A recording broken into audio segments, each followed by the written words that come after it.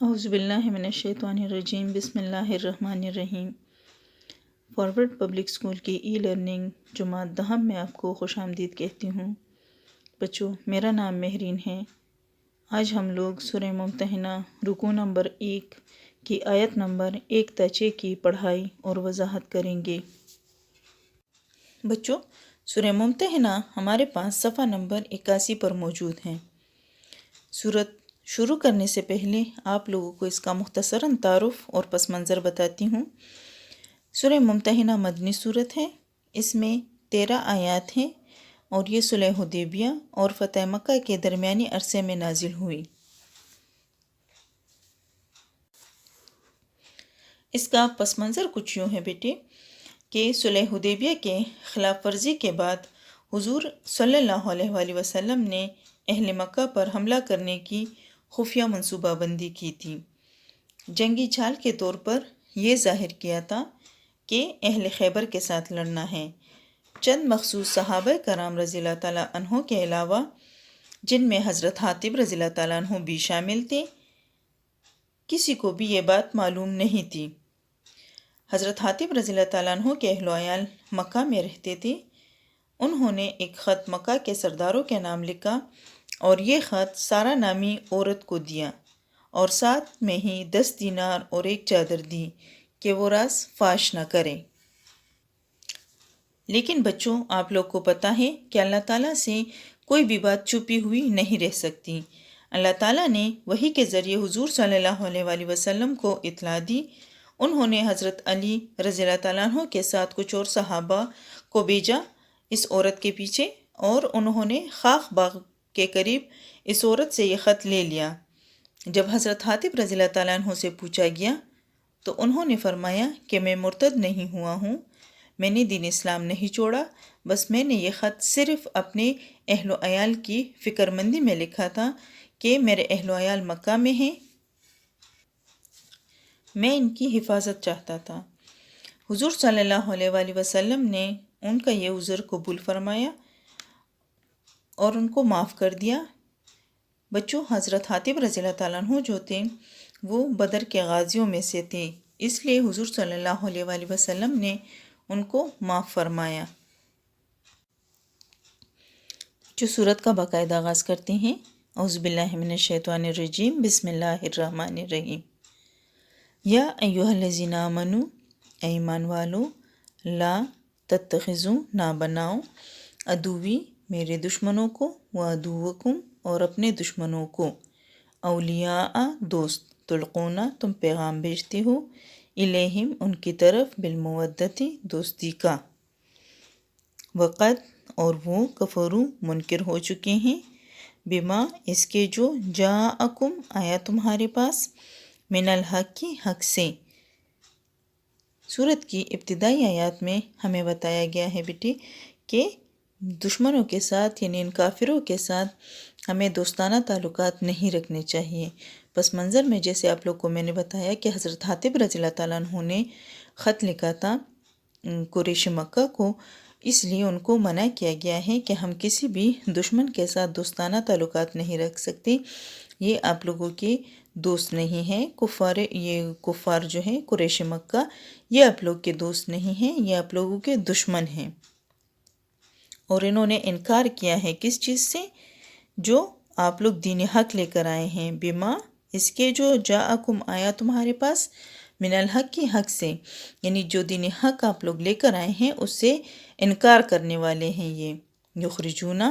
نکالا، الرسول، رسول صلی اللہ علیہ وآلہ وسلم کو،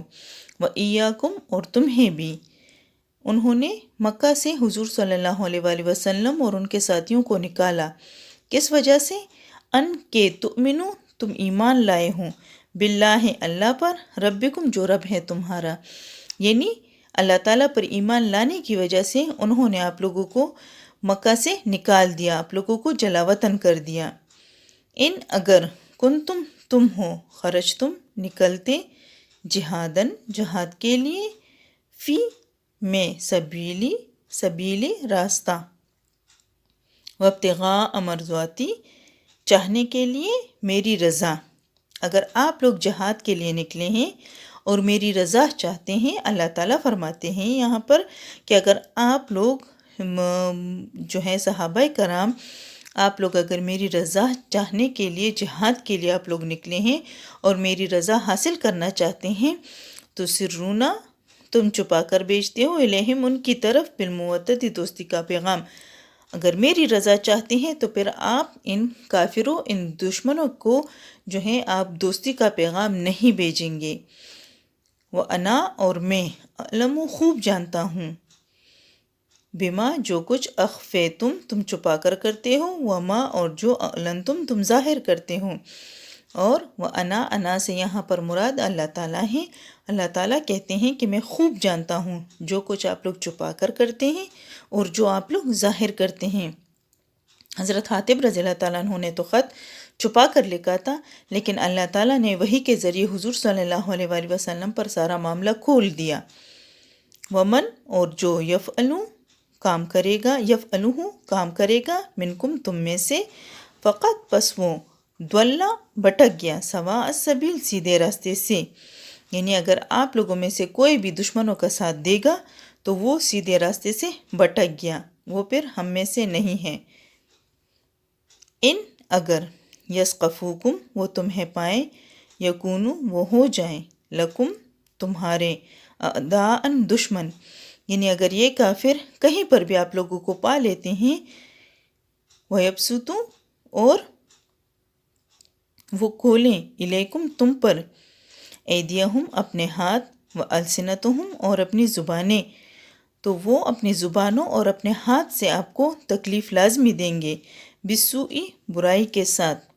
وَوَدُّوا، اور وہ چاہتے ہیں، لو تکفرون، کہ آپ لوگ کافر ہو جاؤ، یعنی وہ آپ لوگوں پر لازمی، اگر یہ کافر آپ لوگوں کو کہیں پر بھی پا لیتے ہیں تو یہ آپ لوگوں کو کافر بنانے کے لیے آپ لوگوں پر اپنی زبان، اپنے ہاتھ سے آپ لوگوں کو کافر بنانے کی کوشش کریں گے۔ لن، ہرگز نہیں، تنفعکم، کام آئے گی، ارحامکم، تمہارے رشتہ دار، ولا، اور نہ، اولادکم، تمہاری اولاد، یوم القیامتی، قیامت کے دن، یفصلو، فیصلہ کر دے گی، بینکم، تمہارے درمیان، واللہ، اور اللہ، بما، جو کچھ، تعملون، تم کرتے ہو، بصیرٌ، دیکھ رہا ہے۔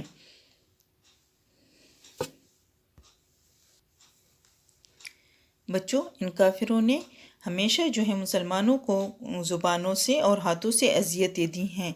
اور ابھی بھی اگر یہ لوگ مسلمانوں پر غلبہ پا لیں تو یہ آپ لوگوں کو زبانوں سے اور اپنے ہاتھوں سے اذیت دیں گے، اور ان کے دل میں یہ خواہش ہوتی ہے کہ یہ مسلمان جو ہیں وہ کافر بن جائیں۔ قیامت کے دن ہمارے نہ رشتہ دار، نہ اولاد، کوئی بھی چیز ہمارے کام نہیں آتی۔ وہ جو ہے فیصلہ کرنے والا دن ہے، اور بے شک اللہ تعالیٰ جو ہے ہمارے تمام اعمال کو، ہمارے تمام کاموں کو دیکھ رہا ہے۔ قد، یقیناً، کانت، ہے، لکم، تمہارے لیے، اسوتاً، نمونہ، حسنتاً، اچھا، فی، میں، ابراہیم، ابراہیم علیہ السلام میں، والذین، اور جو، معہو، ساتھ ہیں، اس، جب، قالو، کہتے ہیں، لقومہم، اپنے قوم سے، انا، بے شک، کون کہتا ہے؟ حضرت ابراہیم علیہ السلام اپنے قوم سے کہتے ہیں، انا، بے شک، براء، لا تعلق ہوں، منکم، تم سے، یعنی میں آپ لوگوں سے لا تعلق ہوں، ومما، اور ان تمام چیزوں سے، ومما، اور ان سب سے، تعبدون، جو تم عبادت کرتے ہو، من دون اللہ، اللہ کے سوا، کفرنا، کفر کرتی ہوں، انکار کرتی ہوں، بکم، تمہارے، وبدا، ظاہر کیا، بیننا، بینکم، تمہارے درمیان، عداوت، عداوت، والبغضاء، دشمنی، ابداً، ہمیشہ، حتیٰ، یہاں تک کہ، تؤمنو، ایمان لاؤ، باللہ، اللہ پر، وحدہ، جو ایک ہے، الا، مگر، سوائے، قولا، ابراہیم، کہتے ہیں، ابراہیم، ابراہیم علیہ السلام، لأبیہ، اپنے باپ سے، لأستغفرن، مغفرت مانگوں گا، لکا، تمہارے لیے، وما، اور نہیں ہے، املکو، اختیار، لکا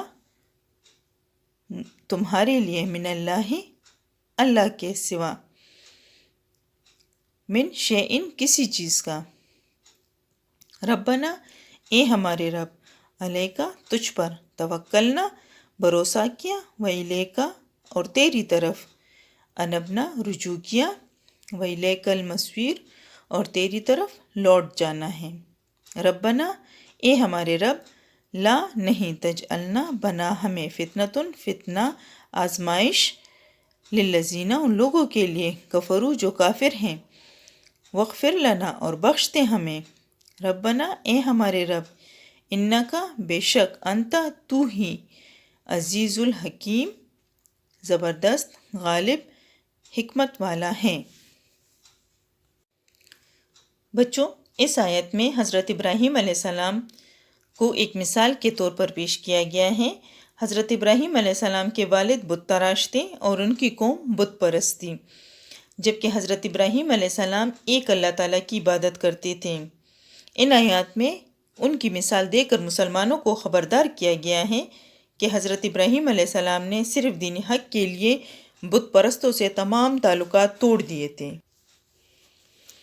یہاں پر دیکھیں، انا بے شک، حضرت ابراہیم علیہ السلام نے کہا، بے شک براء لا تعلق منکم تم سے، ومما اور جو کچھ تعبدون تم عبادت کرتے ہوں، یعنی میں ان تمام چیزوں سے بیزار ہوں، میں آپ لوگوں سے اور آپ کے تراشے ہوئے بتوں سے بیزار ہوں۔ اسی طرح سے مسلمانوں کو بھی خبردار کیا گیا ہے کہ آپ ان کافروں کے ساتھ دوستانہ تعلقات نہ رکھیں۔ انہوں نے یہ اعلان کر دیا تھا، حضرت ابراہیم علیہ السلام نے، کہ اپنی قوم کو اعلان کر دیا تھا کہ میں آپ لوگوں سے اور آپ کے تراشے ہوئے تمام معبودوں سے بیزار ہوں، اس وقت تک جب تک آپ لوگ ایک اللہ پر ایمان نہیں لاتے، حتیٰ یہاں تک کہ، یعنی اس وقت تک تؤمنو ایمان نہیں لاتے، باللہ اللہ پر، وحدہ جو ایک ہیں، یعنی آپ ایک اللہ پر ایمان نہیں لاتے تو میں آپ سب سے بیزار ہوں۔ اس کے ساتھ ساتھ بچوں، حضرت ابراہیم علیہ السلام نے اپنے والد کو بھی چھوڑ دیا تھا اور ان کو کہا تھا کہ میں آپ کے لیے صرف مغفرت مانگوں گا اللہ تعالیٰ سے، میں مغفرت کی دعا کر سکتا ہوں، باقی کسی چیز کا اختیار میرے ہاتھ میں نہیں ہے، باقی اللہ معاف کرنا اور نہ کرنا یہ اللہ تعالیٰ کے اختیار میں ہے۔ پھر یہ جو ہیں ربنا علیک توکلنا وإلیک انبنا وإلیک المصیر، یہ جو ہیں دعائیں مانگی ہیں انہوں نے اللہ تعالیٰ سے اپنے لیے اور اپنے والد کے لیے۔ دوسری دعا میں انہوں نے کہا ہے کہ یا اللہ ہمیں آزمائش کے طور پر کافروں کے سامنے مت پیش کرنا، ہمیں کافروں کے لیے یعنی عبرت، تاکہ کافر ہم سے عبرت پکڑیں، ہمیں ان لوگوں میں مت ڈالنا، اور بے شک اللہ تعالیٰ غالب ہے، حکمت والا ہے۔ لقد یقیناً، کانا ہے، لکم تمہارے لیے، فیہم اس میں، اسوۃ نمونہ، حسنۃ بہترین، لمن اس کے جو، کانا ہے، یرجو اللہ امید رکھتا اللہ پر، والیوم الآخرہ اور آخرت کے دن پر، ومن اور جو، یتولی روگردانی کرے، فإن اللہ پس بے شک اللہ، ہوا وہی ہے، غنی الحمید بے نیاز تمام تعریفوں والا۔ بچوں، آخری آیت میں مسلمانوں کو بتایا گیا ہے کہ اگر وہ آخرت کے امیدوار ہیں تو انہیں حضرت ابراہیم علیہ السلام کی پیروی کرنا ہوگی، جس طرح سے حضرت ابراہیم علیہ السلام نے اپنے تمام کافر رشتہ داروں سے رشتہ ناطہ توڑ دیا تھا، اسی طرح سے ان تمام مسلمانوں کو بھی کافر رشتہ داروں سے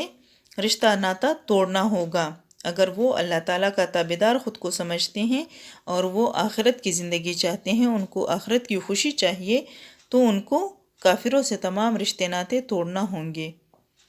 امید ہے بیٹے آپ لوگوں کو رکوع نمبر 1 کی سمجھ آ گئی ہوگی۔ اب ہم رکوع نمبر 1 کے مشق کی طرف جاتے ہیں۔